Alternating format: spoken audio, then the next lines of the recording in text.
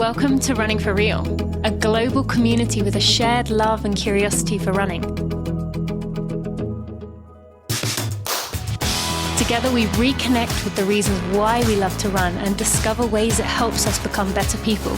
Whether it's the quiet moments of a morning run while the rest of the world still sleeps, or befriending the strangers next to you at the start line of a race, we are here to connect with others who see running as the common thread that weaves our lives together. Come join me, Tina Muir, as I talk with people from all walks of life, united by a love of running.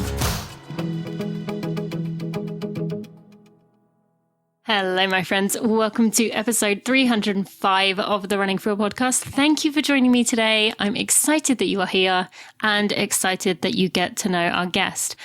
I want to quickly mention before I go into this, we are in June. That means maybe for many of us, we are getting up early to get our runs in. And it can be quite lonely out there when you are getting up early. If you haven't already tried a together run, these are runs that I release not every Monday during the summer because I cannot record them when it is ridiculously sweaty, so the mic could get wet. But I record these runs where I take a microphone with me in my hand. I go for a run, I take us through a body scan, we touch some element of nature to ground ourselves, we do a senses check-in, we check in with our mental health, and then we have a conversation. Now, it sounds weird that I would be having a one-sided conversation, but I promise you it feels like you are running alongside me. And I would really encourage you to give one a try if you haven't already. So you can find those at runningforreal.com.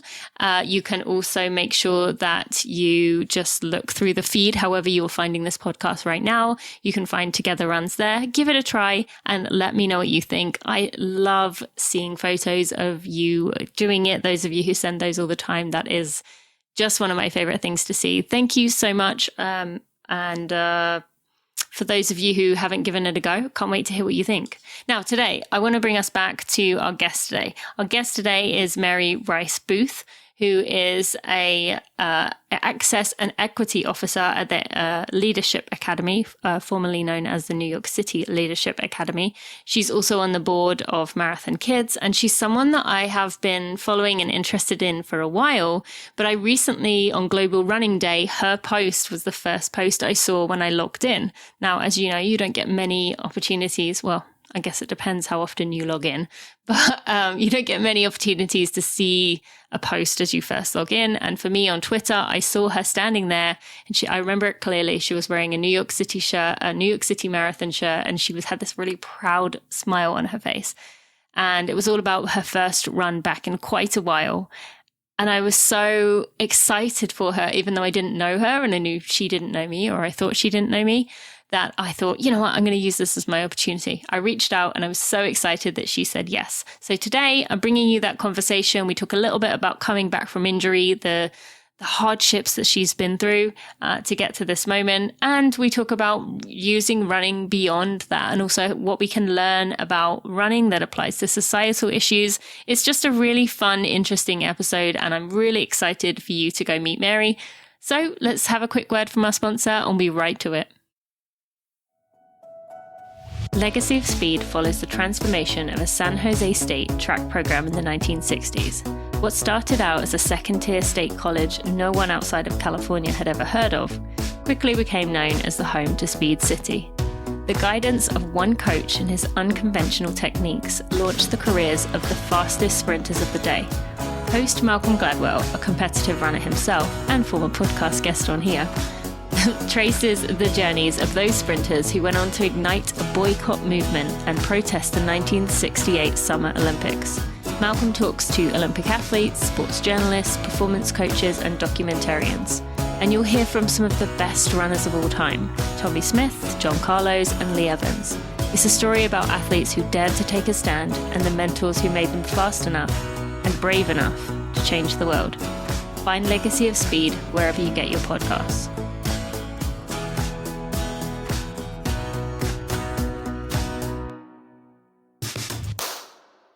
Mary, I am so excited to welcome you to the Running for Real podcast. Thank you so much for joining me today.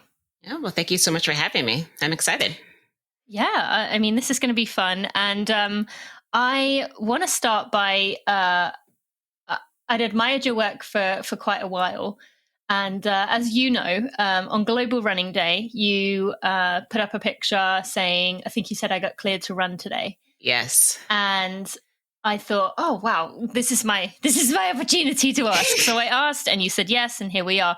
But I would love for you to talk about, that was obviously a big moment for you. And maybe it was the fact that it was Global Running Day that coincided with it. But for anyone who is in the middle of an injury or in the middle of a rough patch, just talk through the feelings that you had and maybe still have if you'd been missing running, because every runner knows that. And I'd love to begin by that, of just that like shared experience that we all have when you get cleared to run again. Yeah. And it was actually like this perfect storm, right? So I had a shattered disc in my back, and yeah, exactly. My doctor said he didn't know how I was even walking. It was that bad. So I had surgery, and it was June 1st, and it was my follow-up appointment with him. And I expected him, he kept saying 6 months until he'd be able to run again, which would be August, right? And so I came in June 1st and like, oh, great, I have to come in Global Running Day, and my doctor telling me that you still can't run, haha. And he came in and he's just like, oh, it looks good. He's like, so you can, go back. I'm like, wait, you telling me I can run? And he's like, well, don't run like a gazelle. I'm like, well, I don't think I've ever ran like a gazelle. So that means I can go back. What does running like a gazelle mean? I'm actually curious with that. Right. I was like, I don't like, does that mean long strides or like, wasn't quite sure what he was getting there, but I'm like, it's okay. I can do run walk that as long as I can do something. And so I think for me running, and I came into it, later in life. And it's definitely been much more about the mental and spiritual aspect of running versus physical. And so to be able to kind of have that back in my life, it's something I do. This kind of, I like to do it in the morning with the sunrise. And so it was just like so exciting to be able to say that I have that again. I mean, I've been walking in the morning, but it's just not the same. And so I was just really excited to be able to kind of be back into that space and know that I can reconnect with what I have kind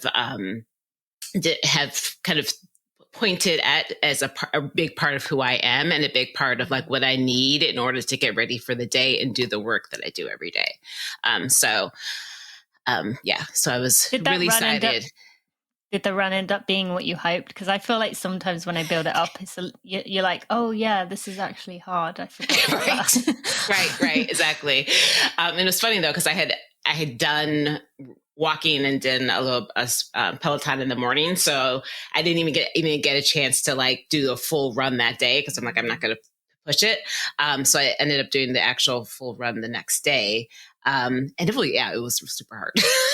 I was trying to do let me do intervals, and like, oh my goodness, I'm out of breath. I thought I would be better than this. But it was still nice. It was still nice to kind of be out there, and be out at a time that I had kind of gotten like sleeping in late and, not been up in the morning as early. Yeah, no, it is funny how those first runs back, like in your head, you build them up. That maybe that's why he said running like a gazelle, because that's what you kind of envision, right? You're like prancing on, this is amazing, and then it's not. I remember my first run when I quit running back in 2016, when I did eventually run again, and I felt I was getting ready to do that first run. I thought it was going to be like, and then it ended up I remember being so flustered, so annoyed at my husband who was with me, like, just go ahead. And I was so mean to him, but because in my head I'd built up like, this is going to be the best. And right. So sometimes we get ourselves in that way. You said there about how much you need it, and I want to really go into a lot of that, how your running helps with the work that you do. And this is a topic we've covered a lot on this podcast, about how people doing these really important roles that are changing important parts of our society and in many ways making the world a better place, use running as that mechanism to help them do the work that they do. So I want to dive into that. But before we get to that, let's talk about during that injury period. What did you notice in terms of yourself when running wasn't there? Yeah, that was, and that wasn't just like, let me walk. Let me be clear. Like from December to March 2nd, which is when I actually had the surgery, I could barely move. Right. So I was like yeah. So I was doing some physical therapy exercises, but like I was spending the majority of my day in bed on my stomach to kind of get through the day. Right. So like I was not like, there was no movement happening for me. And it definitely got dark. I also like during work was really hard at that time as well. So I wasn't able to like the start of my day, that routine was lost. Right. And so, it was tough. And I think I ended up, so something that I also added to my routine is journaling. So I started, I journal at night. So I kind of run in the morning, journal at night. That's kind of like my bookends, to kind of, to help me cope with my day and to kind of keep me grounded. So I started actually adding journaling more in the morning just to give me something. But this still wasn't the same. So I think I did have to be much more like dig deeper into how do I ground myself in the work. And I think I did actually have that time from January, particularly to March, like a lot of the work that I was doing was impacting me more than it usually did because I had lost running. And so I just had that conversation with my boss recently. I'm just like, you know what? I'm realizing now that like that the past 3 months were really hard, but it was particularly hard for me because I didn't have my coping mechanisms that I have had in place, and I hadn't quite figured out what the replacement was. Yes, that makes sense. That's something we can definitely all resonate with, especially because we've all been there where we realize what running gives us and the peace of mind it provides us with, a clarity, I suppose. But what did you learn during that period? I mean, that is crushing to be stuck on your stomach, having hard stuff at work. What did you learn about yourself that's positive during that process? Well, not process, but that time. Well, yeah, I definitely learned that I can do hard things. I think I definitely also learned that that as a person, I can easily allow, particularly work, can to prioritize it more than I want to, unless I am very thoughtful about creating space and time for myself, and also creating space in my time for family as well. So I think that was the biggest learning. And then, and also during that time, my son was not happy at school. So I think it was also like all this stuff was coming together, and just like, how do I make sure that I can be present for myself, and so that I can be present for him, so I can be present for school, right? Like all those pieces, right, connect together. And if one thing is off tilter, right, like it all kind of crumbles down. And so I think that's what I learned, was that I had created, I'm a routines person. And so I had created this routine, right?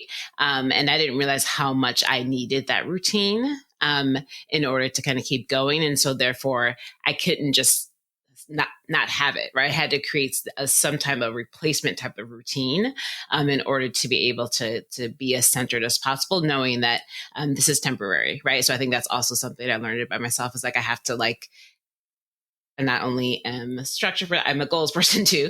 So like I needed to know that like, if I can get through this point, right, and reach the goal of like knowing that this is, I will be able to move, I will be able to run again. So what can you do now, today, day by day, in order to make this day better, so that, in the long term or in the short term, that you can get back to your regular routine. So I think those are some of the lessons. I wonder how much of, with the work that you do and I mean, a lot of us really, see, I don't even want to include myself in this because I don't feel like maybe I do fall into this, but how much of it you said about routine, and you in some ways filled in that routine you said about moving your journaling. So you put that controllable something, I can do something for myself here. Yep. Do you think that is especially important for people who are doing really hard work that is, you know, very much fighting an uphill battle in your day-to-day job? It's very high stress, a lot going on. Do you think that makes that routine element even more critical for you, at least? Definitely. I think it's a survival mechanism, right? So I think I've done a recent, like, diving into community organizing, because I feel like a lot of my work, a lot of the kind of the skill sets that I leverage is steeped in community organizing, and recognizing how the longevity, the lifespan of a community organizer is shortened, because they go for broke. They give everything that they can to this cause, Yeah. right? And then they're not with us anymore, right? Because then they've given everything to the cause, right? And so how do you still go for broke? It's one of my favorite phrases to use and yet still ensure that you're keeping yourself as healthy as possible, right? And keeping present as long as possible, because otherwise, again, the cause is not going to, is going to be at a detriment if you're not there. So I think that having that structure, routine, also definitely helps. And I think it also helps just because the work is, because it's this personal interactions, it's always changing, it's the systems, right? So you don't necessarily know what you're going to get day to day, right? Yeah, you don't necessarily know, right, who you're going to be talking to and how they're going to show up day to day. So the fact that your work is so unstable, right, and kind of like fluid, I think having routine again is helpful and keeps me grounded. It keeps me going. Makes sense, definitely. Is there anything before we move on here? I want to dig into the beginning of your story, which is, I'm excited to hear. Is there anything you would tell someone who, I mean, they probably are feeling that sense of, what is the phrase where it's like, they're probably feeling guilty for complaining about their injury when they're hearing how rough that was, not being able to even move. There's a phrase for that. I can't remember what it is. But anyway, for someone listening who is going through an injury, you've just come out the other side of this, they're feeling in the dark place. Any quick words of advice you would give that person? I'm trying to give something that's not completely cliche-ish, but but I something that I use in my work, as well as I think I try to use personally, is like the idea of quick wins, right? And kind of like, what are the small things that I can hold on to, that tell me that I'm actually moving forward, right? So no, I cannot, run straight through for 5-8 miles this morning, but I was able to do this walk. And for me, literally, like, was just like, can I make it to, am I able to walk to the bathroom today? Am I able to walk and take my son to school today, which is up the block? And like, that was like a big deal for me, which I literally, like, is 0.3 miles, right? Like, it's not very far, and but it's like, can I do that today with minimal pain, right? And so if I have those quick wins today, at least I moved. I think that's something to hold on great. to. Yeah, that's really helpful. Let's dig in then to your story. You have an interesting beginning to how you got into running. So fundraising, that's not typically something that someone would say is a reason they got into running. So tell us more. Yeah. And I was a high school athlete, right? And so I was able to do a lot of stuff, but running was more like I'm sure, as a lot of folks have said, right? Running was kind of like what you had to do in order to get to the sport that you liked, right? And so it was 2016, 2017, my sister runs a nonprofit organization. And she had a couple of spots for charity spots for the New York City half marathon that March. And so she reaches out to me maybe 10 weeks before, maybe. And she's like, I have a couple spots. I'm just like, I've never ran a half marathon. I don't want to run a half marathon. I'm like, I do kickboxing. That's what I do.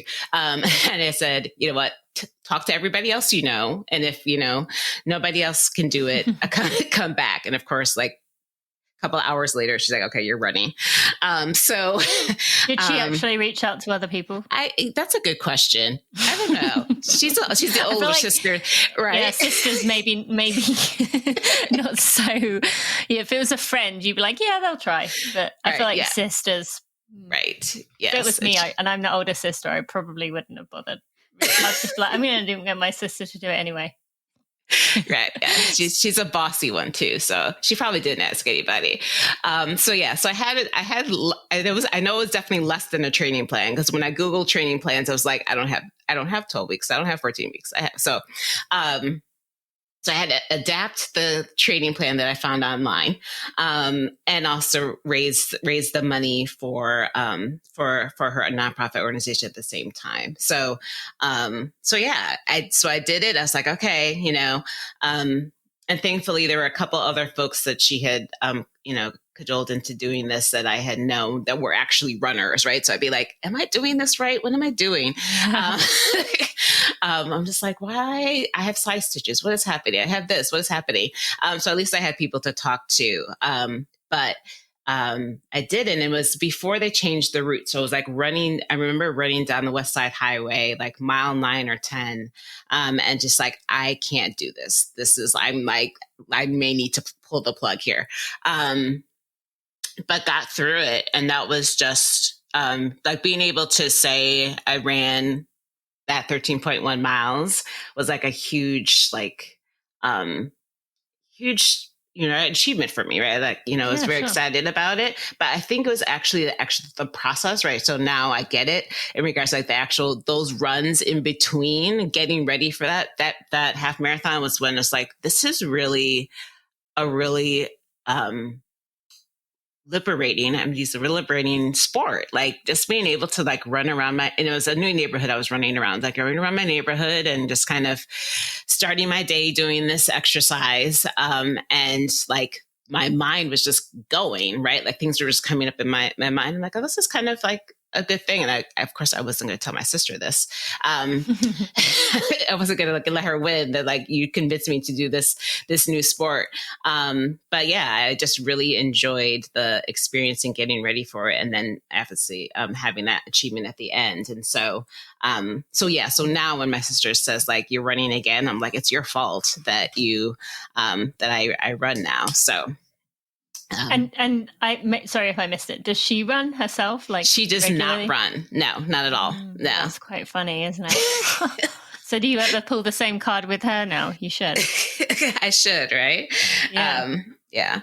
It's like, what can I get her into? I've definitely every time she comes and visits. She's still in New York City, and I'm here in Texas. So whenever we come and visit, I try to get her to at least walk with me. So yeah, I love that, and I quite often hear stories actually of people who someone kind of roped them, convinced them, manipulated them, tricked them, something like that into running. And then they were like, wow, this is actually amazing.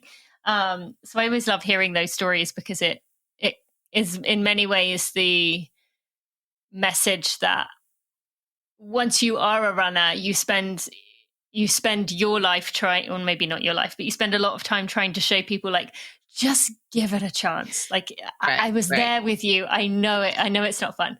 But it is. Just give it a chance. And people are always like, I don't know, that sounds boring. So it's funny that's how so many of us get our starts. So we must be somewhat convincing if that's the case. Right. In your sister's case, convincing to something she doesn't herself do is impressive.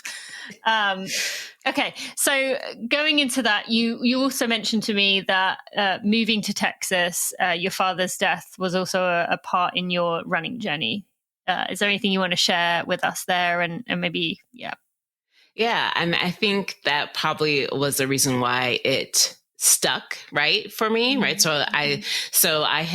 We had moved from New York City to Austin, when my sister said, you need to run this half marathon in 10 weeks. So, and I was still working for my New York City based organization, right, which I still do. So I hadn't really met any people.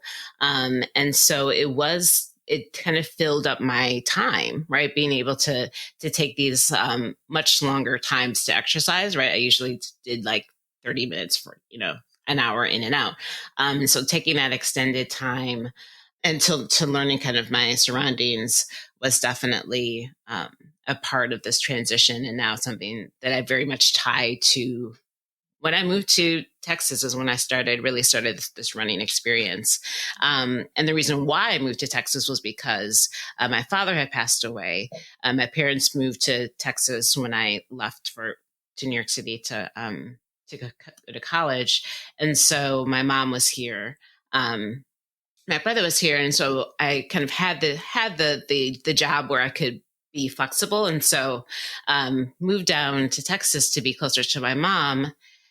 And I think my mother always gets mad at me because I wasn't a outward griever, right? So I'm not I'm also not I'm not like a huge like communication griever as well. Like I'm not like going to share, this is what I'm feeling today, or this is how, this is what I thought about dad today, right? Like I'm not going to do that a lot, but being able to run and have my time with him and grieve while running, I think was a huge part of it. And I think whenever I do races, I always think about him particularly, right? So every race is dedicated to him. So I definitely feel like running has kind of been part of that grieving process, which I don't think you ever stop grieving. Right. And then also the healing as well. Right. And so like all those emotions has kind of tied into running for me. Was he a runner himself? He was not. So what is it about running you think that allows you to do that? I think I can, I'm able to like clear my head and just think about him. Okay. I love that. Right. Mm-hmm. Like all my memories of him are very crystal clear when I'm running. Right. Yeah. Like when I'm in other spaces or in other interactions, people's stories about him may come into my space. Right. Or like, right. But like, it's just me and him when I'm running.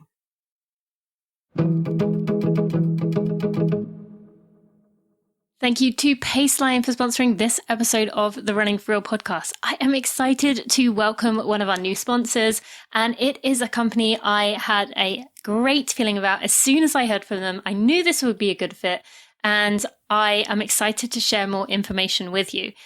Paceline believes that you should be rewarded for being healthy, and the economic impact of preventable health conditions is huge. And by moving 150 minutes a week, you are helping to change the nature of preventative health in our society. People who are physically active for about 150 minutes per week have an estimated 33% lower risk of all-cause mortality, basically any kind of death, than those who are not active. That means it's good for you and good for the world. So Paceline is the first credit card that gives you cash back powered by your workout data. So I heard this, I was very intrigued that we as runners could get cash back. It could be a credit card that rewards us for our running. I mean, that for runners is ideal, right? I love that we also can get up to 5% cash back on health and wellness purchases like our running fuel, our gear, this food that keeps us healthy and keeps our bodies nourished as we go through our training. And I'm not someone who typically has a ton of credit cards. I'm very, very limited. I think this is my third credit card I've ever had. I'm very, very specific with what I'm looking for, but this was such an ideal thing for us to use as runners. It is so easy for us to hit our 150 minutes. That's, just a few runs for most of us within a week. And that said, it doesn't have to be running. Paceline recognizes that not everyone does run. Anything more than a brisk walk, anything that elevates your heart rate, greater to anything more than a brisk walk is going to count towards your total. And that in itself speaks for a lot, right? They don't restrict you to that certain kind of activity because they know all movement is good movement. You, as a friend of Running for Real, can start getting more out of your miles, literally, by applying for the Paceline card today. So you can go to pacelinefit.app.link/Tina. I will also put a link in the show notes to make that nice and easy for you. Go to pacelinefit.app.link/Tina, or go to the show notes to go get yourself a Paceline card today. Check it out, and we can get this country moving, get ourselves in a good place together. I love that. That's beautiful. Thank you for sharing that. Beyond that, you also mentioned to me that you use running to do the work that you do every day. Now, you are the, as far as I can tell, unless it's changed recently, the Access and Equity Officer at the NYC Leadership Academy. That's right. Yep. So with that, well, first explain maybe what that is for someone listening. What is New York City Leadership Academy? Yeah. And we did drop the New York City, so it's actually the Leadership Academy. So we are but we are New York City based, right? So we are a leadership development organization. It's a nonprofit organization that really helps partners with school districts, states, or organizations to really say, what does it mean to be a culture responsive leader, and how can I use my leadership to actually create systems, school systems that are in support of students, particularly minoritized students. And so that's what we do. I'm a product of that organization. So I went through their training to become a principal. And so that's our work. And we work across the country with many different districts. Doing a lot of times it's coaching, training, strategic planning, equity audits, things like that. And so a lot of it is, for me, a lot of my work is talking to leaders one-on-one and coaching them one-on-one about like, what is it? How am I showing up in my work every day, and how are the decisions that I'm making every day may actually be detrimental or counter to what I'm actually wanting to do. And then how do I then change the course of how we've done school for hundreds of years, which is not helping anyone, actually change course so that it's actually supporting and centering particularly Black and Brown students. So that's what I do. And when running comes into helping this, is this because, you mentioned earlier about a lot of it being about the systems, which we've talked about a lot on this podcast. It's not, as simple as checking this box or that box. There's obviously a lot going on right now in our society, a lot of like push-pull, back and forth, one direction to the other. I got to imagine this was always a tough role, but especially tough right now. So just running, is it that clearing the mind thing or what is it about running that helps you to be able to do your work? Yeah, I think it's definitely clearing the mind, right? And definitely like having that routine to start the day. I think I'm also used running to process, right? So particularly when I'm doing conversations with leaders, and I'm getting a lot of stuff from them. Like I'm getting a lot of like sometimes excuses. A lot of times I'm getting, hopelessness as well. Like, I don't know how to do this. Right. And then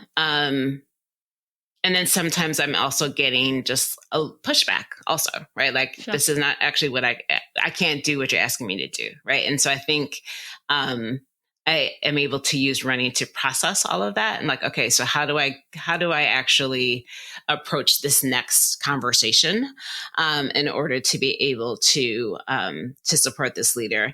I'm also, I think I do some coaching with other leaders of color, which having compounded experiences, right? So they're trying to create a system, and they them in a system that for them is not supportive, right? And so like, right. And so I also a lot of times am able to say like, this is my routine that I use, right? Like I use running in order to help to be present, to be space. So what's going to be your thing that you're going to be able to do to, again, to be present and to stay in your role. So I always I don't just focus in on what are kind of the strategic moves that you're making, but I also want to make sure that I'm taking care of the person that I'm supporting as well.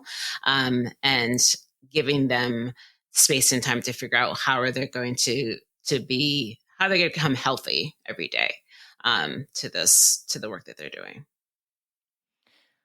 Is running, I mean, that sounds like a lot of like weight on you, and not only, as you said, are you dealing with this every day and the people that you're working with, but you're also taking on other people's the situations and the systems that they themselves are working against and working for. Is running the only thing that you have to help you work through that, or do you have some other mechanisms and things that you try to use? Because I've got to imagine this time is tough and exhausting. So it's incredibly exhausting. Yeah. And I live in Texas. So that's it's a whole nother thing, whole nother level.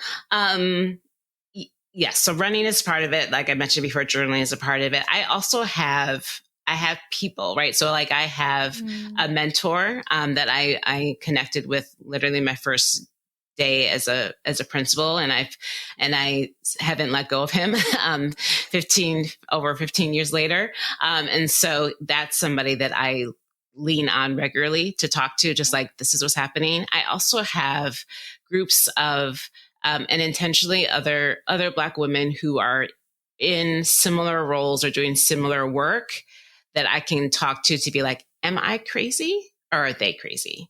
Right. So I do kind of do like a little crazy check with them as well. I mean, so I think those compounded together are kind of what keeps me going. And sometimes that all those things together work. But like if like when I was injured, right, if one thing falls off, I definitely feel it.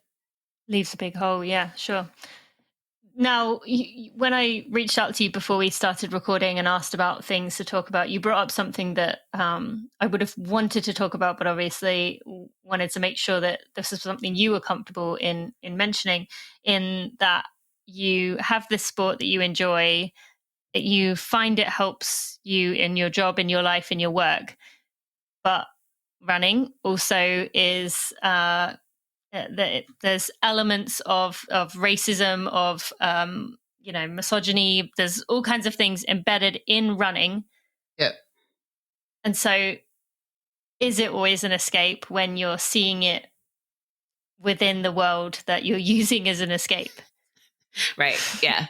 Yeah. It definitely creates a lot of dissonance. Right. And I think it's, to make that concrete. So I live, I don't live in Austin proper. I live in a north suburb. So I live in suburbia in a, planned community. And so, pretty diverse, but I've also, I've experienced, being, having the police follow me in my own neighborhood while running, right? Like I've experienced kind of like neighbors crossing the street while running, right? So while I was running. So like it's, but yet that is also just part of the everyday of being in the skin that I'm in, right? Yeah. And so like there's a part of having to just recognize that that's the extra tax that I hold. And how do I still claim this exercise for me, even though there may be systems and mechanisms that are not helping me be able to do this fully, right? And so, and I know that some folks may, a lot of times, like I know that running, especially I run super early in the morning, right? So I run sometimes when it's pitch black out. And so, yes, that may be, if I'm a woman, that's still not a safe thing, but as a Black woman running in the dark in this neighborhood, my first mechanism, I'm sorry, it's not going to be if something happens, is to call the police, right? Because that could go wrong, right? For me also, right? But I also feel like my resistance that I do every single morning is getting up in the dark and running in my neighborhood, right? Because that space, that's my space. I don't care how you feel about it, or if you're good at whatever, like I'm going to claim it as mine. And so I think that has just been the moves that I had to make, recognizing that it's not always going to, right? Like they're not going to, the space of my neighborhood or the space of kind of the running industry is not going to, it's not going to stop there. It's not stop me. It's not going to create this, they're not going to recreate the table for me. So how do I just kind of build it for myself? Thank you to Inside Tracker for sponsoring this episode of the Running For Real podcast and for taking care of me and so many of my friends through your service that allows us to see what is going on the inside. Now, we can, as we go through our training, things tend to come up. Some days we feel good, some days we feel bad, but quite often we find ourselves in a state, well, I shouldn't say quite often, sometimes we find ourselves in a state where it just feels like something is off. We just feel like blah, we just feel very tired or fatigued or lethargic and don't really seem to have a reason why.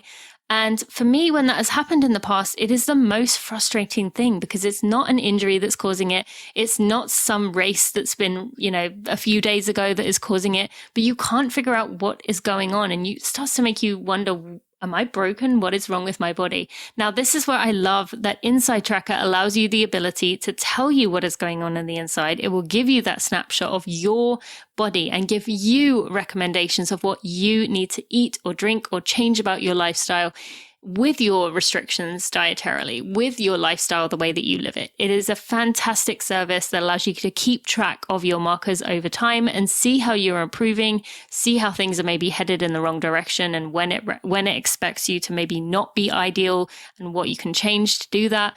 I really love this service for being able to keep on top of my body. And friends, if you are international or if you are someone who gets your own blood work done regularly, you can now upload your file, your blood work results to Inside Tracker so that you can get their recommendations, everything that comes with the service with your own blood work. So if you want to do that, you can still get 20% off that. You can get 20% off everything by going to insidetracker.com/Tina. That's insidetracker.com/Tina.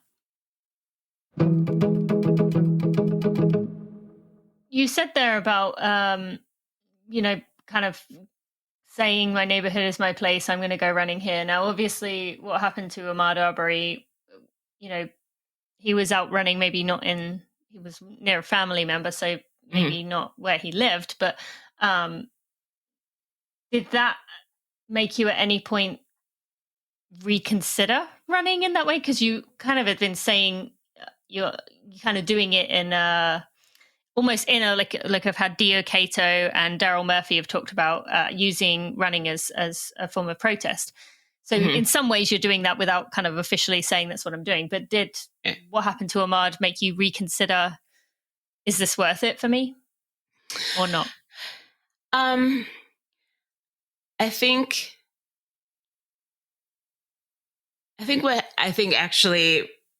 Ahmaud helped the industry, right?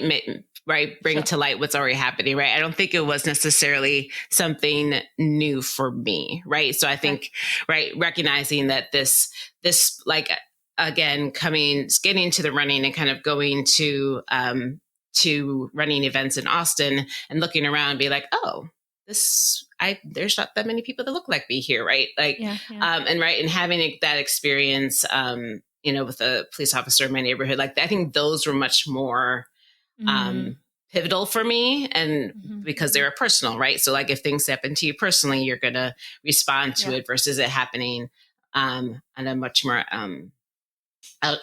secondary experience. So I think those were the ones that are just like, okay, I I'm recognizing this space is not designed for me again, right? Another space is not designed for me, right? So how am I going to acquiesce, right? And just kind of like not do it and kind of go back to the type of exercise that's much more already kind of created and designed for me, or am I going to claim it, right? And so I think that's what it's not like I don't think twice, 3 times about how I am when I leave the door, right? And kind of like, how am I ensuring that I'm being as safe as possible? But I don't think I've never said, I'm not going to run today because I don't know what's going to happen. Yeah. Yeah. Thank you for that. And I just want to say, as I did say it in a weird way with what happened to Ahmad, the murder of Ahmad, I should have said earlier. So I just want to add that in there. Let's talk about Marathon Kids. Now, that relates to what you were talking about just there in terms of Marathon Kids is this nonprofit for kids based in Austin. You're obviously, this is a part of changing things. You said about changing it yourself. It's obviously not going to change for you. Giving children more opportunities to run, giving them role models to look at who also run. That's obviously how we get more people into the sport, which then hopefully continues the cycle to bring more people in. Mm-hmm. First, you're on the board. I would love for you to share a little bit about what Marathon Kids is. I said it's based in Austin. Is it just in Austin? Is it, tell us a bit more about that. Yeah. So Marathon Kids is a nonprofit organization that works with people mostly in elementary school, and we actually started in Austin, but actually are across the country. So we're a national organization, and really the primary purpose and goal is to get kids to move, right, and to recognize the benefits of movement, and how it can support all aspects of life, right, and hopefully really being able to turn to create lifelong runners, right, into the community. And so and we're in a really exciting time as an organization, because we definitely have this program that was always kind of an in-person program, a lot of times attached to some after-school programs and some in-school programs. During the pandemic, we were able to actually really include families and created an app in order for families to be able to run with their kids. So expanding that, and now we actually just was able to acquire a local runners club, Austin Runners Club, as part of our organization as well. So now we are not definitely essential, still focusing on kids, but also have this opportunity to support adults and adult runners, and be able to kind of really have a reciprocal relationship with this adult running club as well. And so, and have started acquiring local races also. We have the relays that are coming up. So, I mean, I think the idea here is how do we, again, going back to my experience with running, a lot of times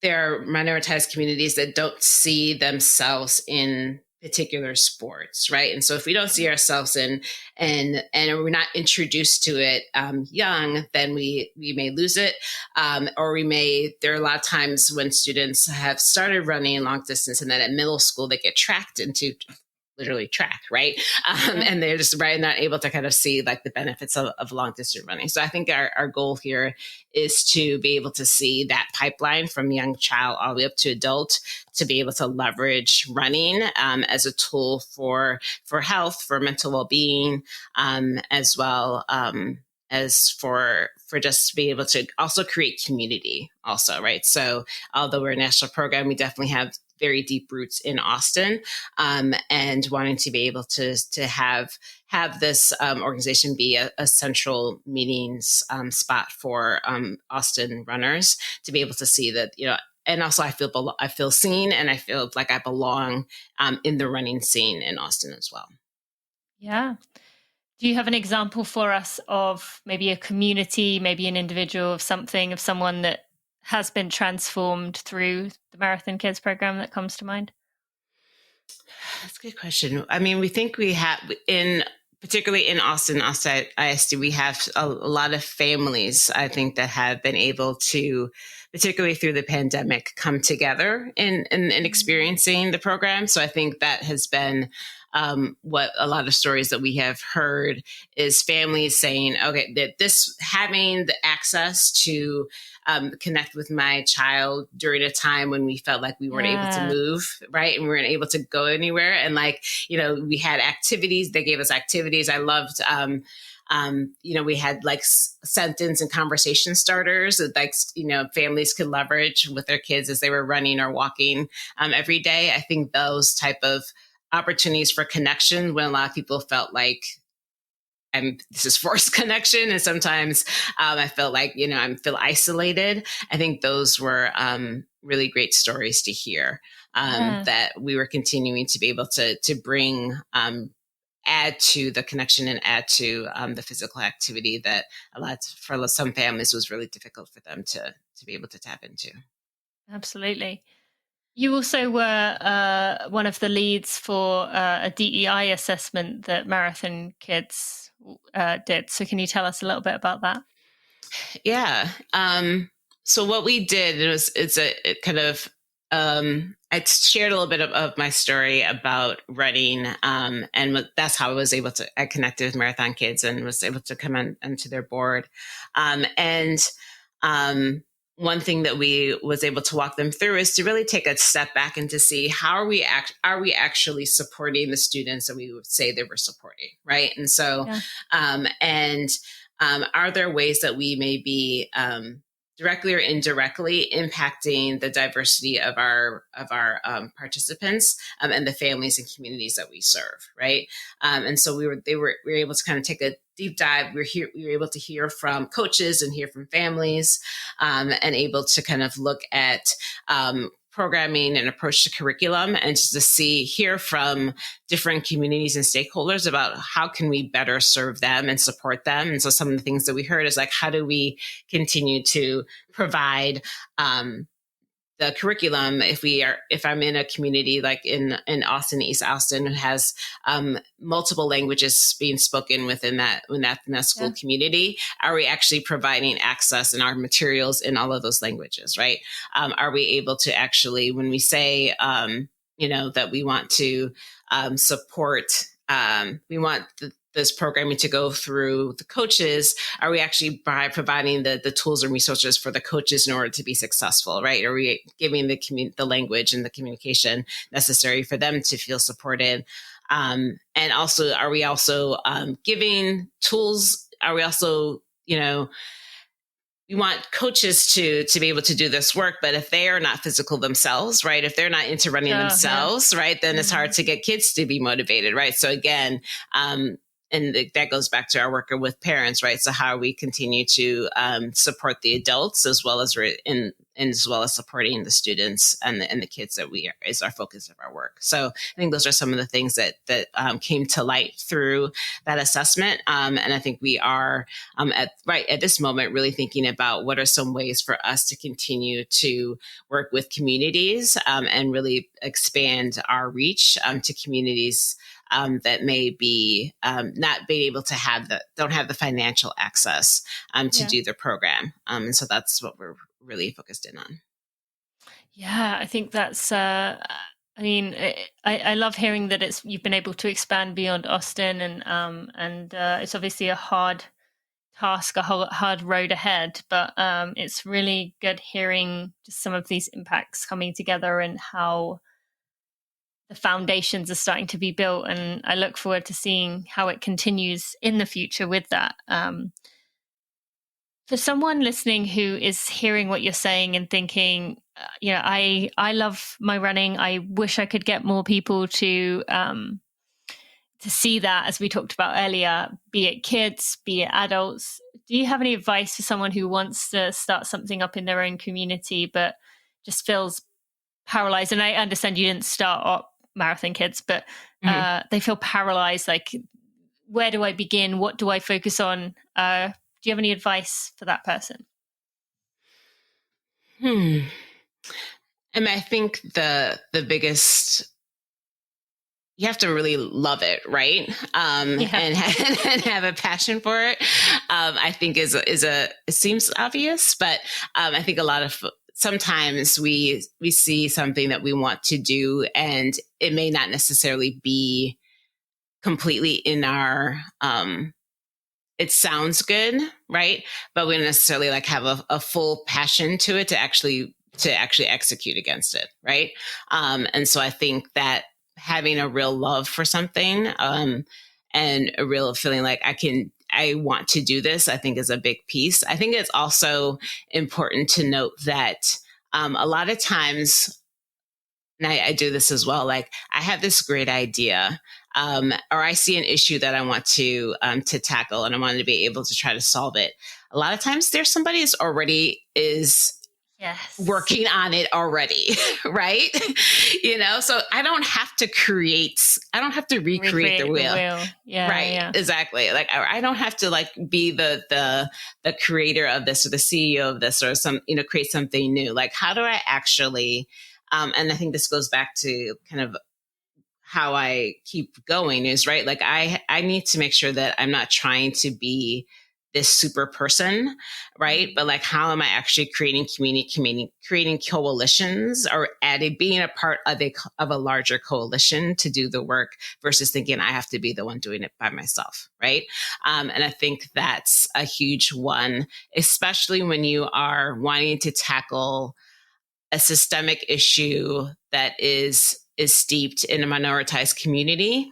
Usually those, again, I always, something I have been saying lately is like, it's the people that's closest to the problem that actually have the answer, right? So if I'm not closest to the problem, I shouldn't be the one leading, but I can be a support. I could be an ally. I could be a co-conspirator, but I should not be the one leading. So how do I make sure that I just am being a support to those folks that actually are the closest to the problem, that have already probably started the work already?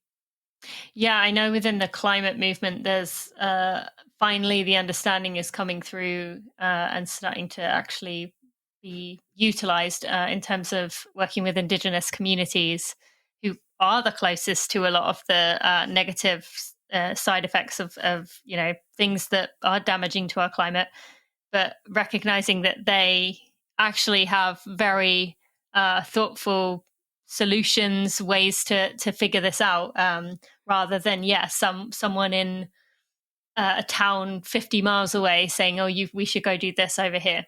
Right. So I think that applies across many different areas. But I'm glad you brought that up, because I think that is often the easy thing to, well, not the easy thing to do, but we get this passion, we get this fire. I'm going to do this. I'm going to start my own. But when as you said, there's often people doing the work, or at least often people who have the answers or have ideas. They just haven't had the platform to be able to, implement that. So thank you for mentioning that. I would love to just circle back around just to finish up here with your running. One fun question. Actually, I'm going to save that for the end. Coming back into running, were you someone who would race? Or did you like to race, or did you just, it's for you, you don't need to do races? Oh, I love races. Yeah. Okay. So I think it's because I started off that way. Yeah. Yeah, sure. Do you have one in mind for a first race back? Well, I have an entry into the New York City Marathon in November. Yeah. So that sounds like enough time. I think it may be that exactly when my doctor first said August, I'm like, oh, I'm not quite sure. Yeah. Yeah, I did it this past year. So it was my first New York City one. And it's really hard to start with New York City, right? And then do anything else. Oh, that was your first marathon? Yeah. Last year. Wow. Yeah. You're going to have a hard time out doing that one. Right. I still think London is better than New York. Oh, God. That's the only other one I But, okay. You have a strong heart association with New York, as do I with London. So still, maybe for you, it wouldn't do it justice. But yeah, that's going to be you're going to find it hard to find anything better, especially as that was your first. That's quite a powerful first. That's really cool. Yeah, so I'm looking forward to going back and doing it again. Yeah. So yeah, that's great. I love it. Okay, so then to wrap up here, a very serious question. Ladybird Lake, or whatever the 12, 16 different names that Luke has, or Central Park running? I have to do Central Park. Yeah. Really? Yeah. Exactly. It may just be nostalgia, and then feeling like that's my favorite city. But yeah, I don't think anything. Or is there somewhere else in Austin or in New York? Would you still pick Central Park? I would still pick Central Park. Something about that loop, even though those hills, but yeah, love it. Yeah. Yes, it feels like it's uphill in every direction. Yeah. Okay. Well, Mary, is there anything else you want to share with the running community, with the listeners today that we have not covered yet about running or otherwise? No, I feel like you covered everything. Yeah. Yeah, I really loved getting to know you. I have admired you from afar for a while, so I really appreciate being able to have a chat with you. And yeah, thank you so much for opening up and sharing with us. And I look forward to following along with all that you're doing in the future, and hopefully seeing you at New York this year. So yeah, fingers crossed we both stay healthy. Yes. See you there, and anyone else who's listening who's doing that race too. Great. Thank you so much, Gina. Hi, friends. Just a quick message to say a big thank you to the Running for Real team. While I may be the face of Running for Real and the voice behind the podcast, there are a group of people who are working tirelessly to provide everything that runners could need within our community, to make our community stronger, better, and evolve and grow and learn from one another. We are working really hard to make Running for Real the place we believe it can be within our community. I just want to take a moment to thank everyone on our team. That is Victoria, Stacy, Sandy, Sally, Maria, Kelsey, Kat, Jeremy, and Erica. I appreciate each and every one of you and the hard work that you put in. Now let's get back to the show.